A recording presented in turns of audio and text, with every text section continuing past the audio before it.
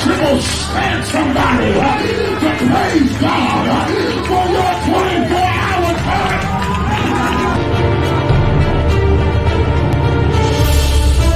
In this walk, God wants to take you in the unfamiliar. Because where the blessing is somewhere you ain't never been before. I wish I had some help. Where your upgrade is somewhere you've never been before. So God, take me in the unfamiliar.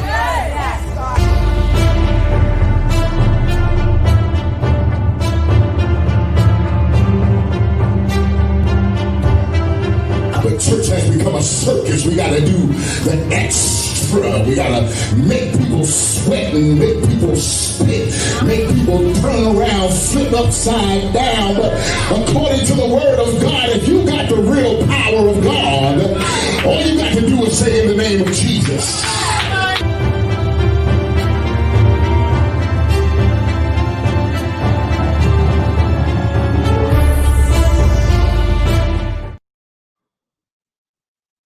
Well, good afternoon, good evening, good night, good morning, wherever you're watching this broadcast.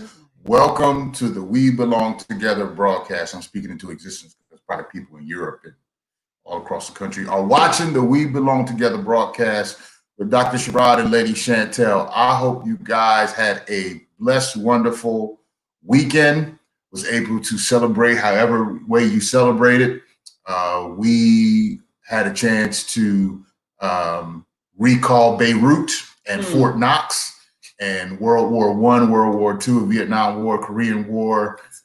All of the wars was reenacted probably all this month across the country, and last month. I'm talking about what happened in the streets. Pop, pop, all that. Boom, bam. Everything. Pop, pop. But we're grateful that we had a chance to spend time with friends and to just enjoy fellowship. And I hope that you guys did the same. I hope that you're remaining safe through this still first wave of pandemic. And as always, I will always emphasize that please wear some type of face covering. Make sure that you're washing your hands with soap and water and maintaining physical and social distance wherever it is applicable. So since we got all that out, welcome everybody. Welcome those of you that are logging on, those of you that are coming on. Please feel free to share this broadcast. I'm asking everyone that watches us or anything that we do via Facebook, please do me the favor of liking, loving, and sharing.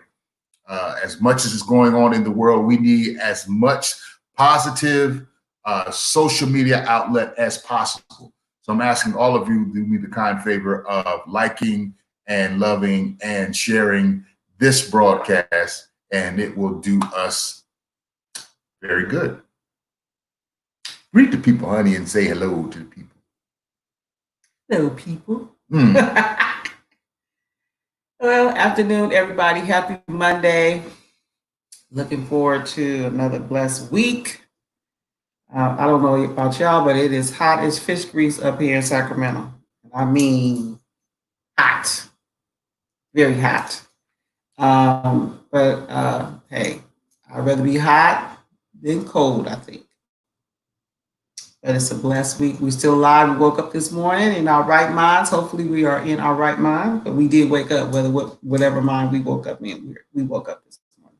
That's a blessing, especially turning on the news and finding out people are leaving this earth, young and old.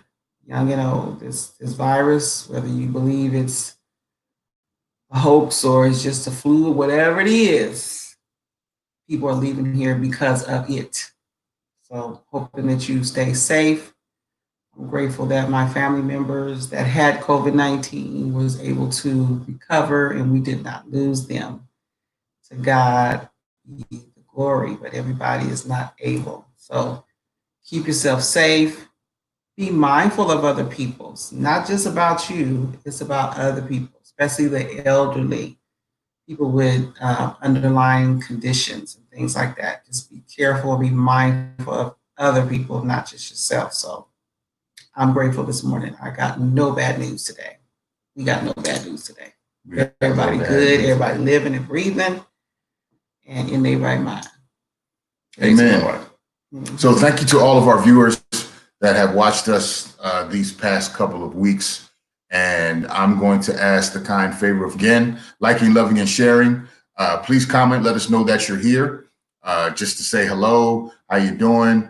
Let us know where you're watching from. That will help us. Also, I am requesting those that can and will that would like to sow into this broadcast, that you can see my Cash App information down at the bottom of the screen. Wherever the Lord will allow you for your heart and wallet to meet, we would like for you to sow into this broadcast so that we continue to do the upgrades that we want to the broadcast. And then as the show progresses, we'll be able to bless our guests and so on and so forth. So wherever your heart and wallet meet, there's no specific amount. I'm not going to prophesy that God's going to bless you. He's going to bless you regardless. Every day you wake up, you're blessed. So I will prophesy that if you do this, God is going to bless you. When you wake up in the morning, everybody's in their right frame of mind. You got your life, health, and strength. That is a blessing. So let's count on that blessing coming forward. Okay, we got a very interesting topic today. And what we're going to be talking about with couples is knowing the weaknesses and strengths and how you use that and how you use it to your advantage. Do you use it to your advantage in a negative way, or do you use it to your advantage in a positive way? No, sometimes you can use that in a positive way. Oh, okay, I see what you're saying. Okay. So it works in both hands. So as you have become into relationship with your significant other, you know what irritates them. You know what buttons to push, quote unquote. Let's put it that way. And how do you use that? Do you know when a certain thing gets on their nerves? Do you do that intentionally to get on their nerves when there's a problem, when there's an issue, when you guys are maybe going through your battles or going through your wars or whatever you want to entitle it? Will you use that as weaponry? Or at the same time, when you know things are irritating your spouse, things are hurting your spouse, do you know how to purposely flip the script? Do you know if there's a certain, let's say for an example, there's a certain cologne that I know she hates. Well, I intentionally put that on, or when I go shopping, I know that I shouldn't buy that fragrance. Or at the time of war, or at the time that you guys are beefing, you go ahead and go out and buy that cologne knowing that she's not going to like it. Let's talk about it. Let's welcome some of our people that are here. I see some of my old classmates, some of my old hood buddies that are here from Presidential Lakes. Welcome, guys. Brother Wesley from down the street. Hey, welcome. Brother Wesley. Anthony Ross, my good friend. The Fearsome Fivesome. You know who we are. So welcome. I think my cousin Gina is still in here. Welcome. Say hello to us, like, love, and share. And welcome to the broadcast. I appreciate you guys. Thank you for coming in. And looks like some of them left. So they said hi and goodbye.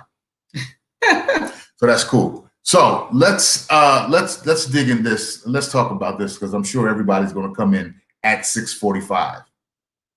It's almost guaranteed. Everybody comes to the party late, even though this is not a fashion statement and nobody can see you on camera. And so let's dig into this. Now, speaking for the gentlemen, we must be very careful because, again, our exemplary scripture is Brother Wesley saying hello. Appreciate you, man. Thank you for saying hello. Appreciate you. Good evening, brother and sister. God bless. We're blessed to have you, sir. God bless you. Say congratulations to you on your marriage.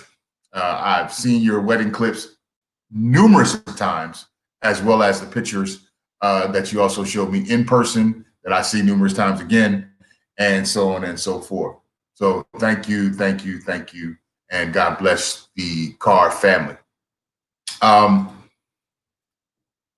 Guys, again, as Christ is to the church, so as the husband is to the wife. Jesus never does anything intentional to hurt the church. He actually sacrificed himself for it and also is an example for it. He never does anything vindictive. He never does anything hurtful to hurt the church or to hurt the people that he is coming to sacrifice himself for. And so we have to understand that as the husbandman, as the priest, as the leader of the house, we have to make sure that we walk circumspectly, we walk the right line, that we don't do things that will infuriate our spouse, and anything that we see that's coming towards to hurt us, that we make sure that we do everything to reverse it. Hello to Angela. Hello to Pastor Perryman. God bless you guys. Welcome to the House to House broadcast for coming in. Let's use the example of the woman that is caught in adultery. Now, mind you, the scripture, she is caught. She is caught in the very act. So she's guilty. Say it again. She is guilty. But God, Jesus Christ, never uses that to his advantage to downplay her. He's actually standing up for her against her accusers. Now, he never says that she's wrong.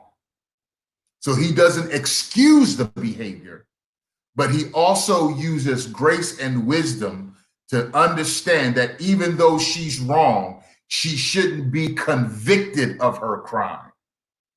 So husbands, when we see that our spouses could be falling short or something that you know is going to infuriate you, don't flip the script, protect the script. Do what you have to do to shield her and protect her from other accusers, even when you can be the accuser. Jesus could have simply accused her and said, you guys are right. She was caught in adultery, stone her. But she is protected by the protector that basically is saying, okay, she might be wrong, but you guys are wrong for trying to convict her. You guys are wrong for trying, for what you have attempted to put me in a situation.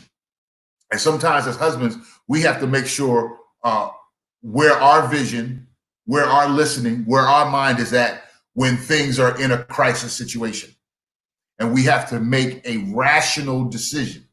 Sometimes you have to ask a rhetorical question, and if it can never be answered, then you'll know you're in the ark of safety. And I take the tennis ball and I bounce it over to the wife. Yeah, I when he brought me this subject today about using that weakness as how do you use it? I think too that sometimes we sabotage our own relationships because we use different things to hurt the other person. And sometimes we don't know it. Some people do it intentionally. I'm not gonna say that all the time people don't know what they're doing, but I'm hoping that you're not purposely sabotaging your relationship. If you know that your spouse does not like to be ignored, number one, and you ignore them as a way of getting back at them or a way of punishing them, you are sabotaging your relationship, right? Instead of communicating, talking it out, you ignore because you know that that's something that gets under their skin.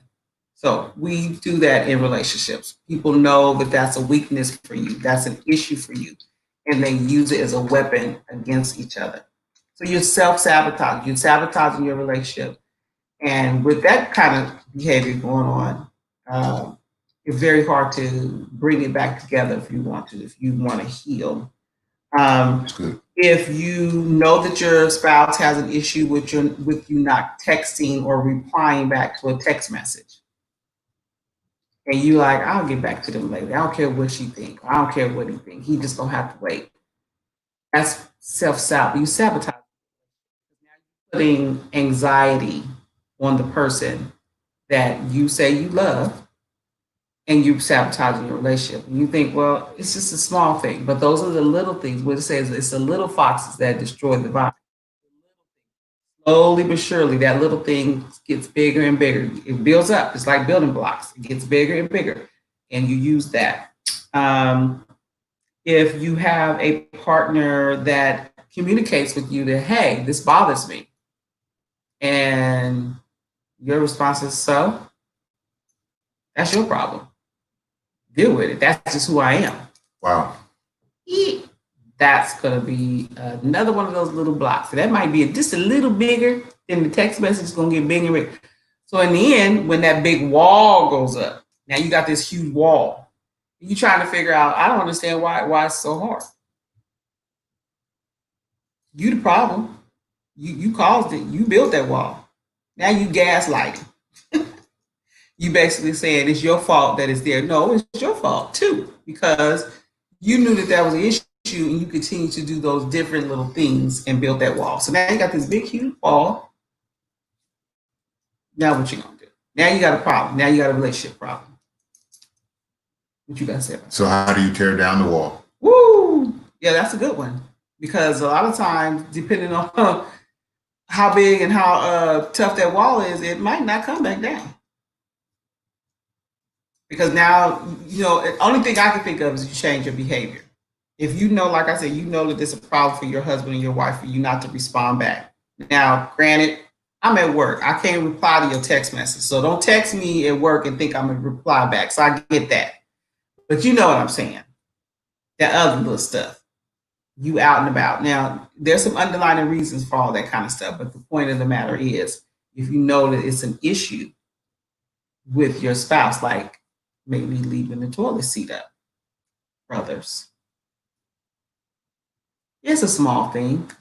Yeah, just put the seat down. You ain't got to do nothing. Just put the seat down. That's the problem.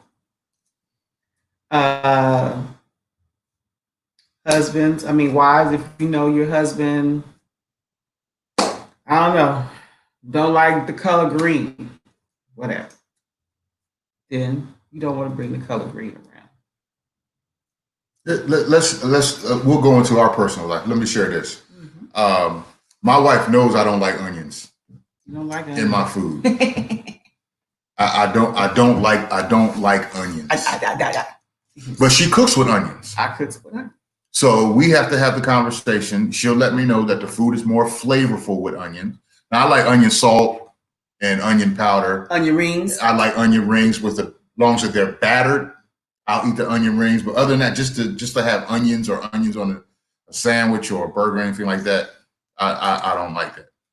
And there are times that we have spaghetti.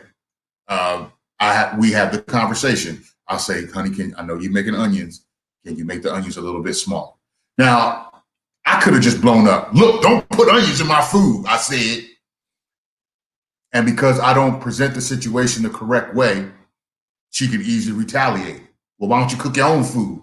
These things, we have to be careful because they are weaponry for the devil. Yes, Lord. And the devil does not like unity. Whether two or three, anytime there's a more multiple of one, that's what he wants to try to disseminate. So just have the conversation. The conversation does not have to turn into an argument. It can just be a conversation. And it's a simple way of talking. The scripture says about a soft answer. Mm-hmm.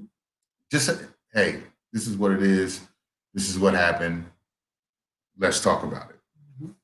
And you can just easily communicate, real simple, especially when something has happened and you're not aware of it. Especially when we deal with past hurts and something comes up that has happened and you don't know that has affected a person. You have to know how to be sympathetic. Mm-hmm. Gentlemen, you don't have to be Popeye on spinach all the time. Let me say that again. Popeye on spinach. There is a sympathetic part of Popeye when he's not on spinach. So You have to know how to be both. Just because you're a man does not mean that you don't know how to be sympathetic. We hope. You can be sympathetic. Because we're made in the image of God, and remember I talked about what it means to be anthropomorphic, meaning that we share some of the characteristics of God because we are made in his image. So anthropomorphic means, again, because God loves, we have the capability of loving. Because God cares, we have the capability of caring. That's why we're made in his image. So the same way God knows how to be sympathetic, you should know how to be sympathetic. Mama's on. Hey, Mama. I didn't know you was on here. Hey, Mama. Love you. Love you and Dad. Happy anniversary again. Anniversary. I was going to say anniversary month. That was in June. Anyway, happy anniversary year. Mm-hmm. Love you guys. So know how to have proper communication. Now, we're talking about knowing how to use your spouse's strength and weaknesses to your advantage. Now, again, the advantage can be negative and the advantage can be positive. Since Mom came in and Dad might be listening or he might be in a chair asleep, I don't know. But let me use one of the examples of my parents. My mother would love when my father would buy clothes for her. Now, my mother was very capable of buying her own clothing, and there's times that she did buy her own clothing.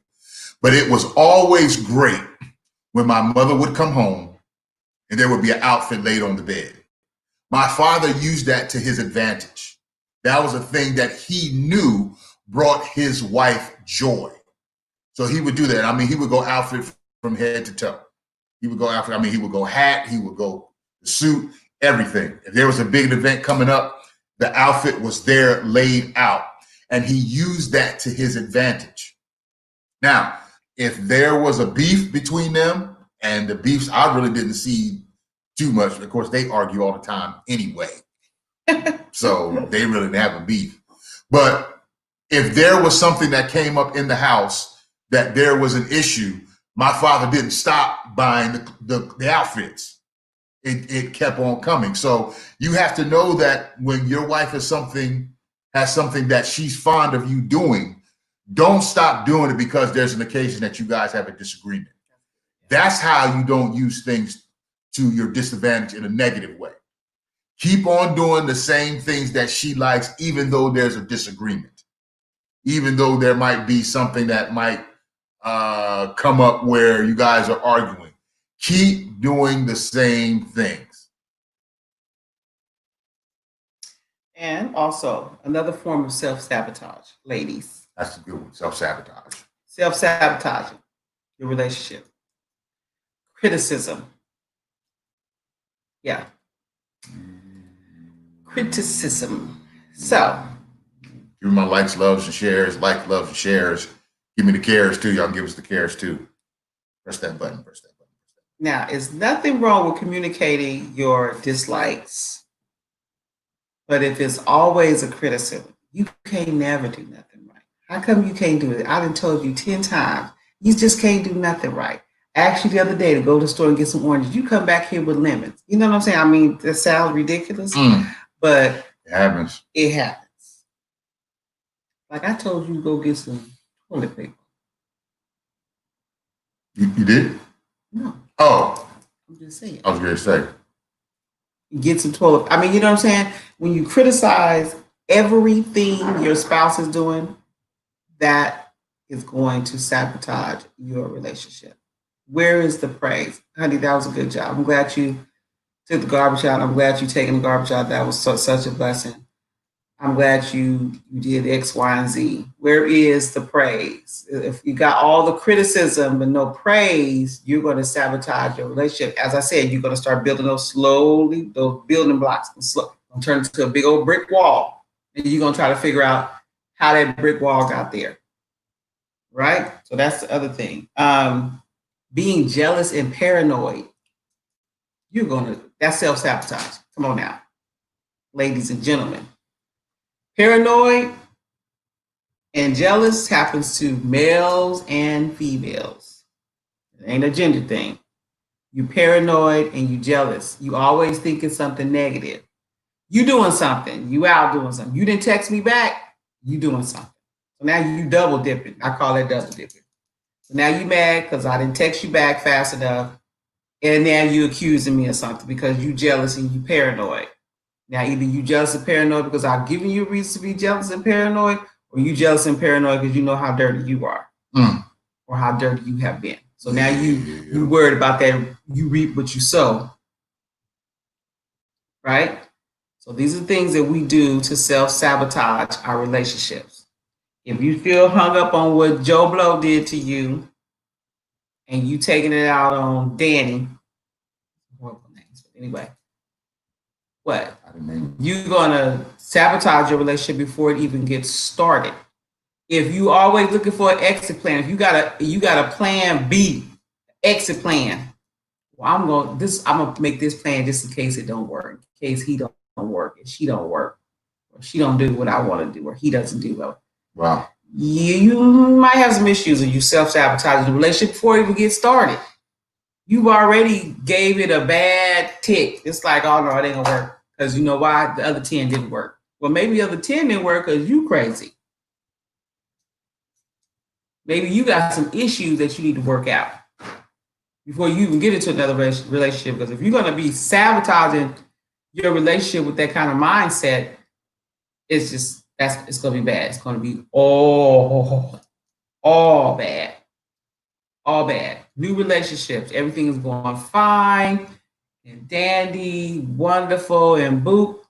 All of a sudden, you go into this shell and you start tripping. I've been there. I've seen it. It was done to me. And I'm like, okay, well, where did this come from? And yes, they sabotaged the relationship, which I'm glad. Because now I know that you got some issues that some things you can't fix. I don't care how much you love a person. They have to fix it for themselves. So. Jealousy and envy, you really have to be careful with that in your relationship. Especially when the jealousy and envy comes to attack your relationship. Mm-hmm. Now, those of you that know me that are on here, you know I'm crazy. I'm crazy. So I don't mind people being envious of my wife. I love when they stare at my wife and wish they could have her, but you can't. It's not even possible.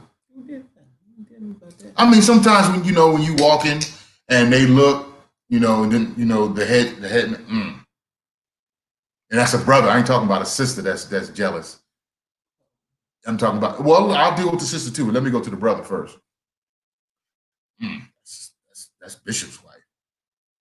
Show is, look again, and again, and again. Look while she sit. She's getting up. She's taking her offering. Keep on looking. Mm-hmm. That's okay. Mm-hmm. That's okay. Look. And then there's the women. That's Bishop Cotton's wife. And trust me, I have the gift of discerning of spirit. So I hear y'all talking. She don't treat him right. I could do better. I could do him better than she can. No, you can't. You can't even come close. You don't want it. Trust me, you don't even want to be in a room with me for 10 minutes. Okay? This one is especially designed for me. She is the only woman outside of Mother Eleanor M that can handle this. Okay? And she glad I'm gone. A to the man. Yeah, because that's all I'm gonna say about that. Hey, Mom. Okay. I'm sending back to Jersey. So we're designed for each other. So brothers, even sisters, don't be so mad because people are jealous or envious of your significant other. Actually, I ain't gonna say they should be, but it's to me, it's like a badge of honor because it's looking at my blessing of a blessing you can't have. At least not with me, they can't have it. They shouldn't. They can have it with somebody else. Well, they can have it with somebody else. They really shouldn't. They really shouldn't have it. They shouldn't be able to have it because it belongs to somebody else. That's why the Bible says, "Thou shalt not covet You shouldn't want what somebody else already got. Now, if it's open territory, hey, y'all go ahead and handle that. But you shouldn't covet. But if you are coveting,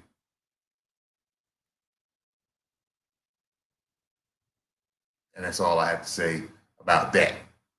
So another thing too, I want to bring up too. Bring it up. For people who are single and you get with a person who's a self-sabotager. Listen. Wow. Listen. So everything is going good. Everything is going good. But as soon as you start getting close to that next level move, like, I want to meet your parents. And then it's a pullback, or things start getting strong. Your relationship is going good. You have a good time. You see, and then all of a sudden, boom, I can't be found. Or I come up with some issue. Or I can't meet the parents, or you're not available now. All of a sudden, if you start experiencing these in the beginning, that's a sign. It ain't gonna change because you get married. It's a sign. It's a sign. So the signs, be careful, watch the signs. Yeah. Just don't look at the sign and don't pay attention to the sign or drive by the sign. The sign is trying to tell you something. Yeah. And the sign is not going to change. It's not going to go from stop to yield. It's a stop. So stop. Do not pass go.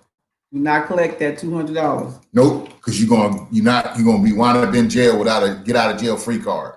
Mm-hmm.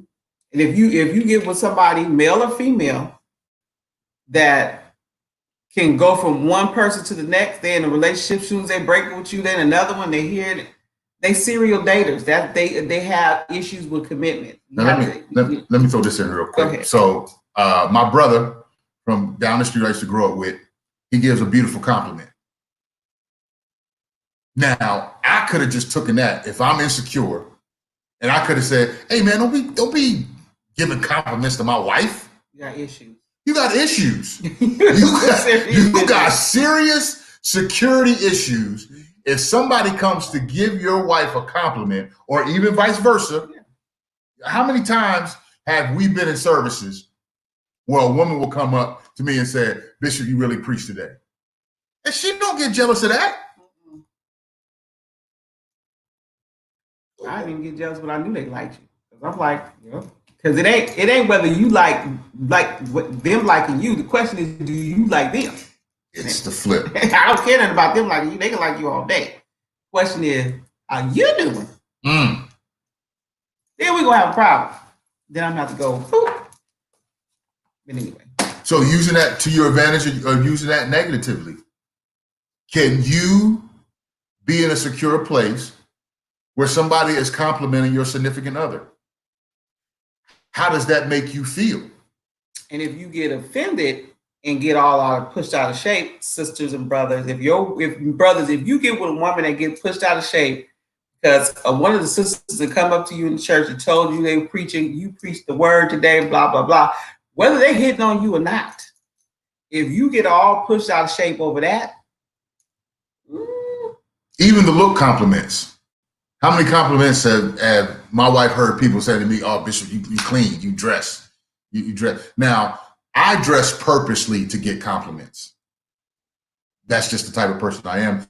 That's the way it's not how my daddy raised me, but he raised us to keep us dressed. And I like compliments. I really do. And I like compliments so that I want me and my wife to get together compliments. I want us to dress alike. I get that from mom and daddy. So that we can say we both look good. And what that does is that cuts off the gap of me just getting complimented so that we can both be complimented, because we're supposed to compliment each other. So let's be careful. And if that happens to be a sore spot, not just say, for example, my wife has done a tremendous job of her weight loss journey. Has done a tremendous job. Tremendous. We were looking at some old pictures anyway. Bishop say people always admire his wife. That's right. Absolutely. Yes, mama. You're absolutely right. And so in my case, people have said, oh, Lady Chantel, Lady Cotton, you look great. I didn't even recognize who you were. You look awesome. And that's coming from men and women. And I ain't gonna be sitting there with my we talk about my wife like that, man, or back up. I'm secure in who I am. I'm secure in our relationship and what she is to me. So calm that down. Calm that down. Now, if that happens to be a sore spot, or if that would have been a sore spot, I could have came to her and talked to her and say, you know what, honey, I don't know how we're gonna handle this, but I don't like everybody talking about your weight loss. Yeah, that'd be something he has to deal with. And that's a conversation that we would have to deal with. Now, there's certain ways that can handle that. She could take the compliment and immediately exit stage right, or just say thank you and keep it moving. It's a conversation. Say thank you and know how to quickly change the subject. You see, that's a problem too, though. Even though it depends how you handle it. But no, what I'm saying, if you're in a relationship and you got to do all that because somebody compliments you because you look nice and it pushes you out of shape, you got an issue. You got some insecurity. You got some insecurity problem. I'm like, because people gonna compliment you, maybe. If I got to be, try to, don't say that, and staying away from people. Yeah, that's a personal problem. You gonna drive me crazy. It's like I can't stop people from saying how cute I am and what I look like. You should be happy. And if you got a problem with that, then that's your issue. You got an insecurity issue. That's for sure. So that's real. That happens to people because people are insecure or either they're jealous. I mean, he could be having an issue with me losing weight and I'm getting attention. So now it's an issue because I follow this group on Facebook. It's called Bariatric whatever, people having surgery and they're losing a lot of weight. And I see that a lot of people, their spouses are having issue with the fact that their wife, most of them are women, the wife has lost so much weight because now she's confident and blah, blah, blah. And marriages are breaking up. That's one of the things they tell us when we're going into surgery. They talk about that because people get tripped out over the fact that you lost all this weight. Now you didn't lost all that weight. You're not going to want me. Now you look better. You probably can do better than me now. You know what I'm saying? So people got stuff to go on in their mind about whatever it is, but it really don't have anything to do with you. It's their own insecurity. So if you have an issue with getting your husband or your wife getting compliments from the opposite sex or the same sex, then that's something that's that insecurity. You have to check that because nothing I can do really to some extent that's going to be able to fix that. Because I mean, random people on the street could say, oh, you look so pretty. Or I like that suit you got on. We could be at a restaurant. We could be out walking. People walk up to him. I can't get all pushed out of shape because some woman and come up to him talking about, oh, you preached or you look nice in that suit. Whatever. 9 times out of 10, I already told him you look good anyway, so it ain't going to be no shocker that she's going to come up and I was like, see, I told you you look good. Didn't I tell you that this morning? What you grinning for? See? That might be an insecurity issue. Now, here's another one. What happens when you're not being complimented at all? There needs to be a game change. Yeah. I mean, if every day you look like a senator from Kentucky, you need to step your game up. Somewhere or another, you should be getting a compliment or something. Ladies, you should be complimented on your hair. You should be complimented on your jewelry. You should be complimented on your dress. Something about you should stand out to somebody because, again, we are the light of the world. To all of my Christian people, we are the light of the world. So they should be seeing our light. Something in us, something about us should be complimented. We're a city that sits upon a hill that cannot be hid. And so if something about you, even if it's your mannerism, even if it's the way you talk, even if it's the way you look, somebody should be complimenting something because it's the Jesus Christ in you. When a well-dressed man is Christian man is well-dressed, when he's well-groomed. And that's one thing I gotta shout out to my dad. Always, I ain't never seen my dad sloppy. Never, ever, ever. Even when he was working in the factory where he was working, he still showered after he worked. He came home together. Praise the Lord. And that was a compliment. That was him. When we went to the suit store, which we always went to the suit store. Thanks, Dad. Going to Sims, they knew that Reverend or Pastor or Bishop Cotton was coming in to be well-dressed. And every person couldn't help him because they knew. And even salesmen that was there, they was like, don't mess with Reverend Cotton. We got him. Let him go. Because they knew there was a certain look that he was looking for. And there was a certain brand, there was a certain cut that they knew this was all about him. So that made him a beacon. When they seen him coming down that escalator to the men's shop and his sons were coming, they already knew, because that was his beaconing light. That was the example that he showed. So there should be something about you that compliments you. And again, there should be something about you that compliments your spouse. You shouldn't be looking good and she look raggedy. My God. And vice versa. She shouldn't be looking good and you look raggedy, and both of y'all shouldn't be looking raggedy.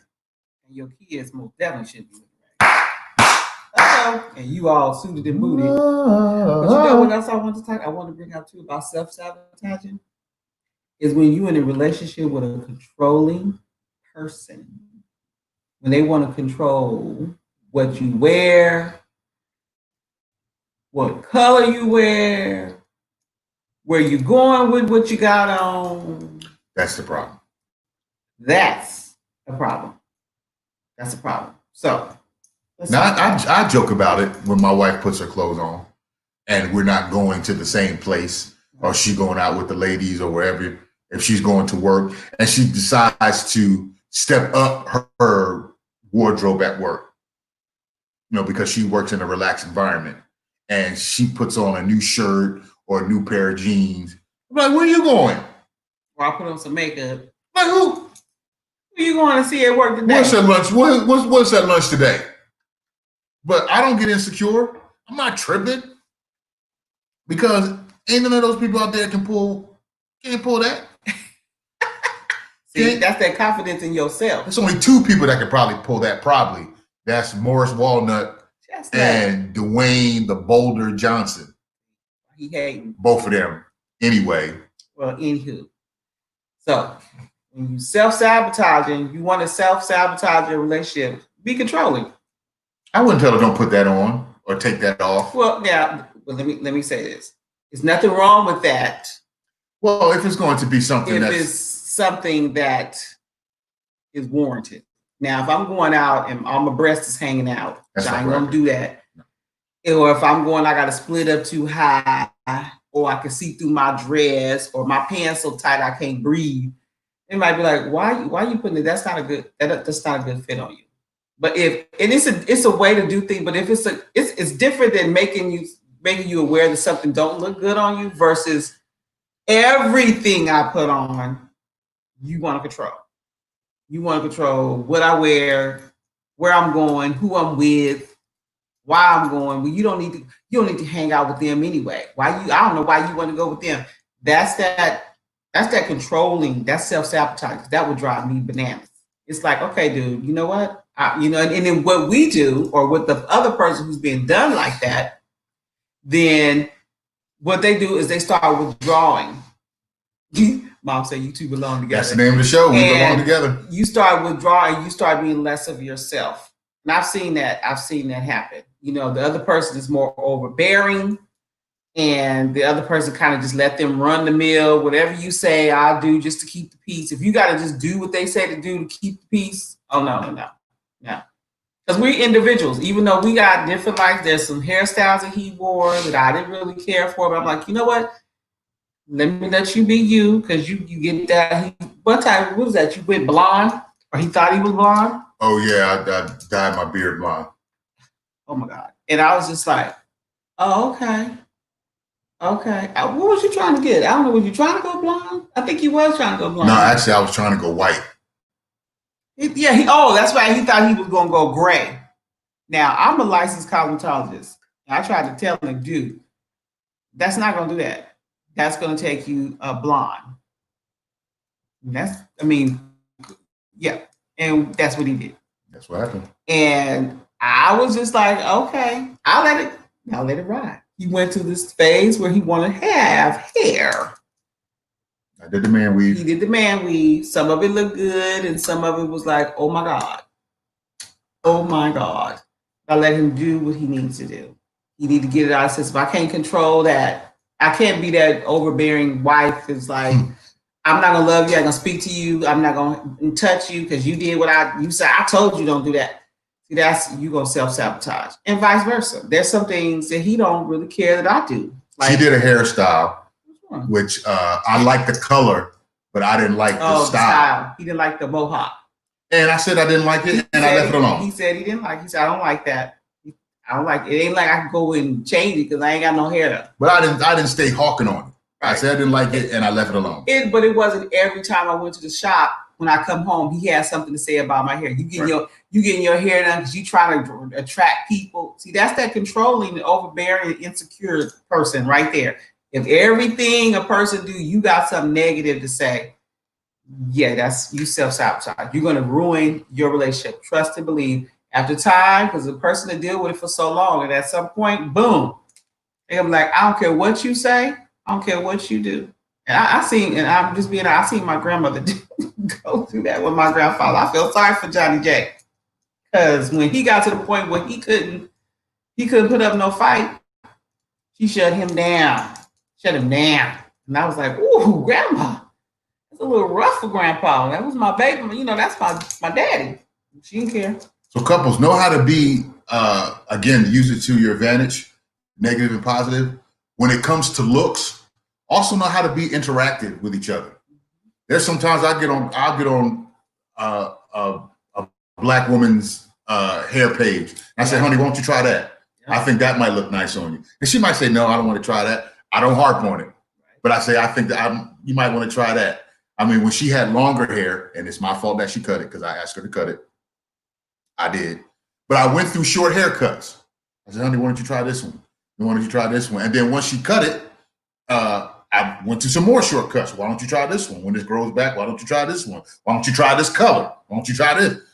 We was interacting with each other. And the same thing, vice versa. When I had that on my head, she said, why don't you try to go lower? Why don't you try to shape it this way?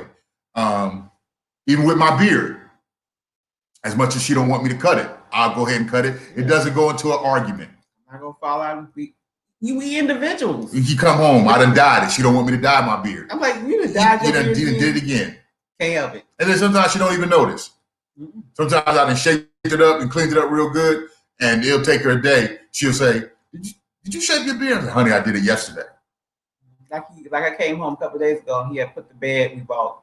He put the frame together. I wasn't gonna pay. I wasn't gonna even go in that room looking. Mom, I wasn't gonna look. I had put the bed sheet. Now I had to say I'm slow on projects. Yeah. So why would I be in there very slow on projects? Now she had bought the bed almost 2 months ago.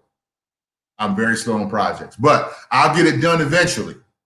I'll get it done eventually. That's another thing. Self-sabotage. See, now if I was one of them types, that would be a problem. But I'm like, he gonna get it done. And don't even be falling out, being mad because he's slow motion. With that, I get it done. So I finally put the bed together while she was gone, and I didn't notice it. I finally put the bed together. Hey, brother Wesley, I appreciate your comments, man, but I can't put all this on the screen. I can't even see each other, bro. I thank you for your encouragement, man. I really appreciate it, man. But bring your comments down so we can put them up on the screen.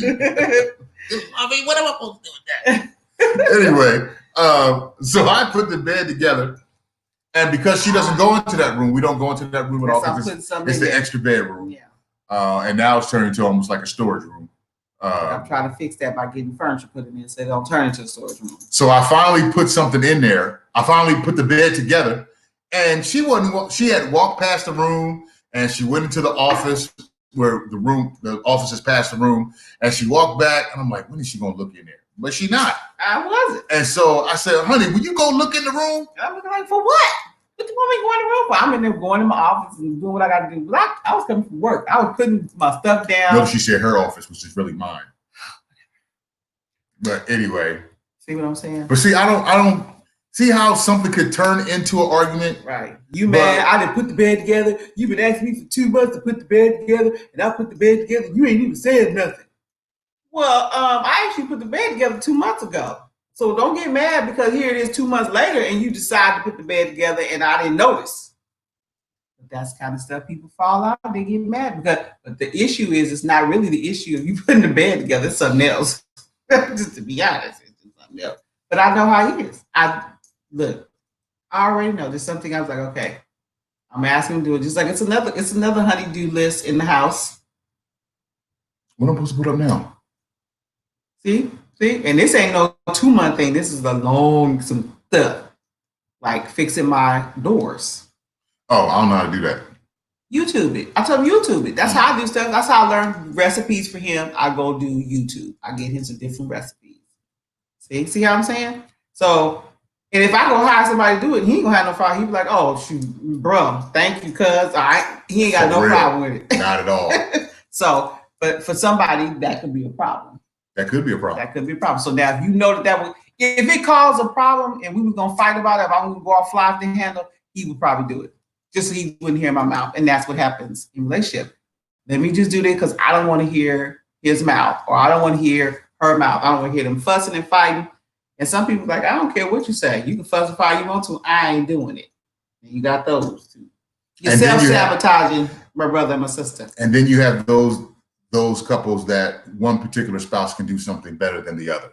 Amen. Don't be man.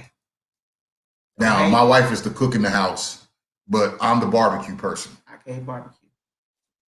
I don't think I've even seen her attempt to barbecue unless it's something in the oven that she bakes and barbecue sauce on. But I'm the grill guy. But if I wanted to. Oh, you sure you could. And if I wanted to cook, I can cook. I didn't just get this way. Okay. I used to feed myself. Used to. Mommy ain't raised no punk. Anyway, but even if your spouse can do something better than you, then you should be heightening that. You should be like when my wife started doing her women's conferences. I would push her. I said, honey, keep on doing it. I'd be on her about her vision. When you doing the next one? What are you guys doing? What's coming up next? What can I do to help? When we start doing this social media stuff, I say, I'll produce it. I'll work all the buttons. I'll make it happen.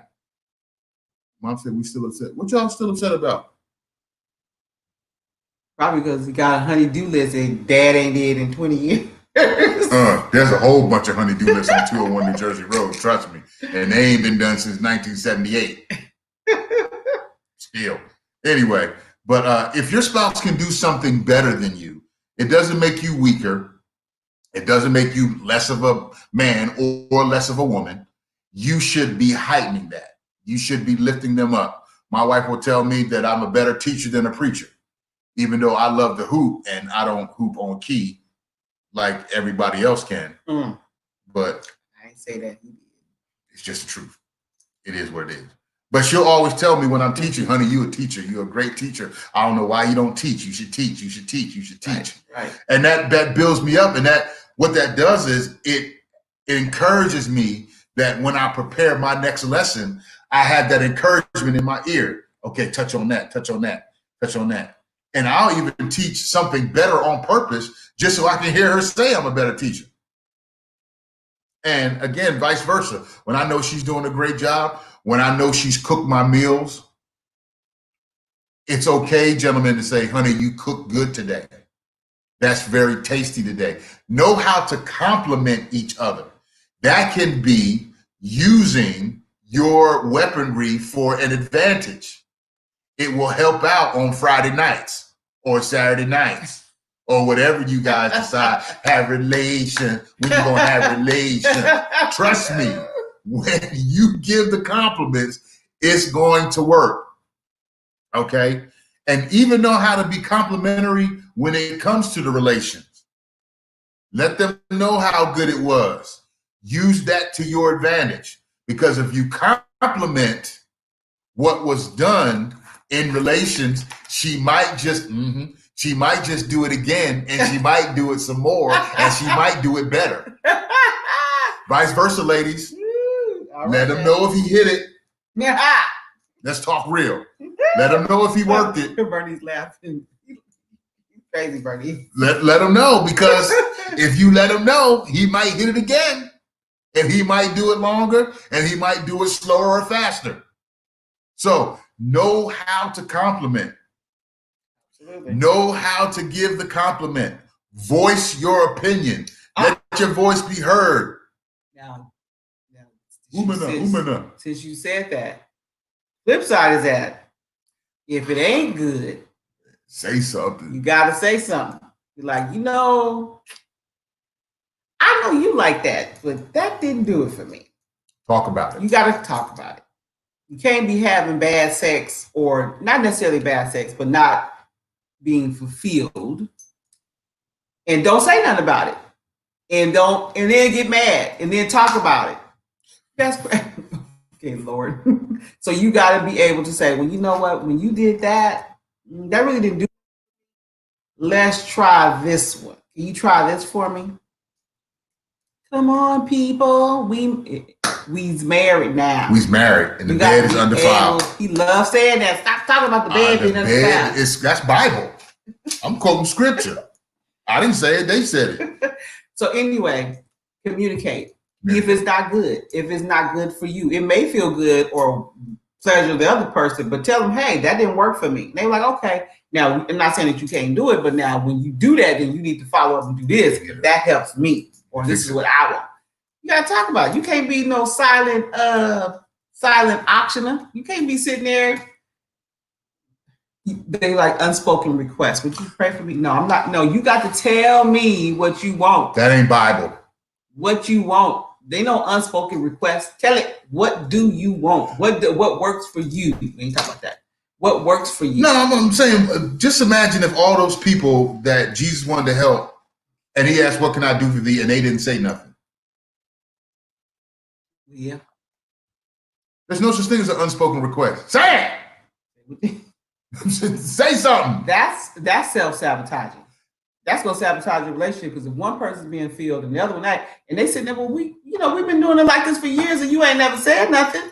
But now you mad, you want to go to the next partner because you like, oh, dude, you ain't doing it for me. Well, why you ain't saying that? We've been doing like this for 20 years. Ooh, now that can be a sabotage. And listen to what Joe said. What Joe said? Joe said, I want to do all the things that your man won't do. Well, but that's self-sabotage, because your man may not know that you want him to do that. So now you try and go around the corner for the dude that's going to do it. And your husband probably would be willing to do it, but you ain't said nothing. Matter of fact, he probably been wanting to do it, but he's scared because you won't say nothing. Tell him. Communication. Tell him. You gotta talk about it. Don't be scared.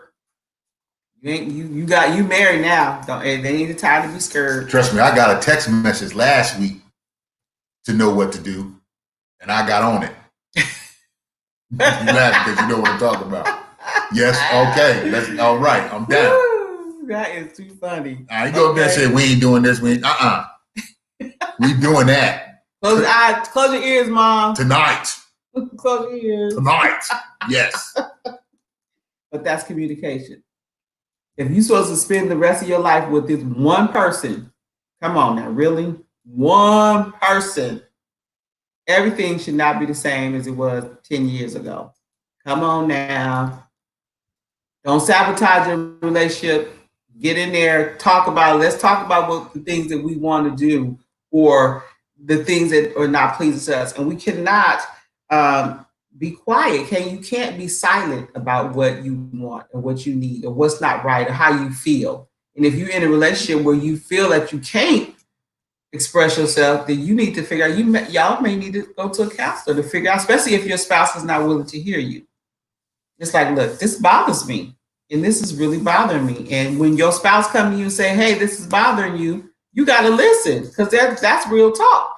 That's giving you the opportunity to fix it, and for you to say, "Well, I don't think it's a problem." It's not about what you think, boo. It's about what they think, and we in this together. So let's figure out how we can find that middle ground, or just come all the way on over, whatever. You know, I'm not saying, give up everything of you, but this, when you're in a relationship, it's a compromise. It's not about you all the time. You got to come together. Yeah. So you guys see the number on the screen. We're going to be on here for about 5 more minutes. If you have any questions, please feel free to text us. There's a number 916-389-1376. We're going to be on here for another 5 minutes. If you have your questions, again, text us. Numbers at the bottom of the screen, 916-389-1376. Those of you, again, that wants to support the broadcast, please go to my Cash App information, and wherever your heart and wallet can meet, it allows us to continue to do the streaming from this pilot or what we're using, and it will allow us to do the upgrades that we need.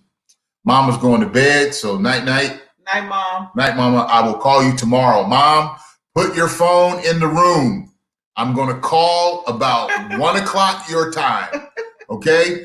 1 to 2 o'clock your time. Put the phone in the room. I'm going to FaceTime you on your cell phone, Mama. Get slapped away from Jersey. She can't reach you. So yeah, that, you want to be careful. I think, a lot of times we do self-sabotage, and you have to do relationship checks. I said, let's do a relationship check. Let's sit down. Sometimes like, we good. We just act, we talk, we good. Honey, you good? Anything you need, you want, you good. Talk about your future. Just get a self-check. Talk about it. One of the things that I was watching this program called Black Love, and me and Jackie was talking about it. I think she's still on here. We was talking about it. A lot of couples on there, Black couples, talking about how they stayed together. Some of them divorced and got back together, and some of them divorced and went on to somebody else, and they talk about the things they learned. And I find it very refreshing to see Black folks stay together, or Black folks talk about what they should have done. One of the couples was on there, and they were talking about how they had been together for so long, and they were about 50 years or so. And he was like, she left me. Went to a counseling and session, and she was like, I'm done with you. I'm through. And that's because she had been expressing to him that she needed certain things in a relationship. And he was so caught up into him that he couldn't see that she was slowly dying. And so you have to be very careful, and you have to be able to communicate. If you get with somebody who cannot communicate in the dating process, please believe me, don't think that when you get married, that's going to change. That is going to be an ongoing problem. If you can't communicate while we dating, you're not going to communicate when you get married. So I'm telling you right now, male and female, if you're involved with someone now and you're dating and they cannot communicate, and that's an issue for you, even if it's not an issue for you, it's going to become an issue for you. You got to be able to express how you feel. If you're avoiding confrontation, if you don't like confrontation, marriage is not for you, because there's going to be some times you're going to have to confront some things. And if you can't confront some things and you sit back and you suck it all in, that one day when that wall gets so tall and so big, and you ain't gonna be able to take that wall down, because now you just sat back all these years and you let all this stuff happen, and you never used your voice, and now you got this big cement wall. That is not going to change. You have to fix it now. Speak now, or forever hold your peace. Forever, ever, ever, ever. All right, ladies and gentlemen, we haven't had any text questions come through the line, so allow me to take this opportunity to say thank you for all of you that have watched the broadcast. Please, those of you that have watched the broadcast, sow an offering into this ministry so that we can continue to be a blessing to those that need our help. Those of you that would like to reach out to us and have a personal couple one-on-one, face-to-face confrontation, we are available. You can text us to set up an appointment with us, and we will make ourselves available to you. Also, you can inbox myself or inbox Lady Chantel, and we will do our best with the knowledge and wisdom of God to try to help you through your crisis situation. Listen, last words, please, as we are facing this pandemic, please, when you go out of your home, please wear a face covering of some type. Make sure that you are carrying your hand sanitizer with you. Buy a pocket-sized hand sanitizer. So if you happen to go to a restaurant, you're going to an eatery, make sure that you're using that hand sanitizer. When you get home, make sure that you're washing your hands. And by all means, please practice social and physical distancing so that we can decrease and slow the spread. No matter what your beliefs are, no matter what your political affiliation is, please do what is necessary to keep you, your family, your neighborhood, and your community healthy. It is vitally important. We love you guys. God bless you. We will see you again. Join me here on Wednesday for House to House, where I'll have Sacramento's own Pastor Dennis Austin will be my special guest on House to House. Love all you guys. God bless you. I will see you real soon is our prayer. Peace and love. Peace.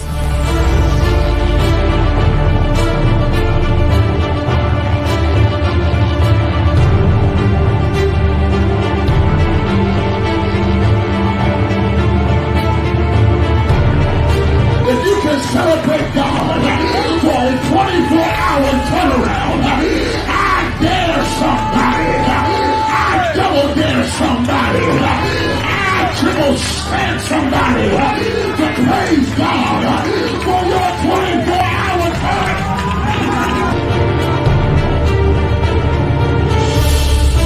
In this walk, God wants to take you into unfamiliar. Because where the blessing is somewhere you ain't never been before. I wish I had some help. Where the upgrade is somewhere you've never been before. So God, take me in the unfamiliar.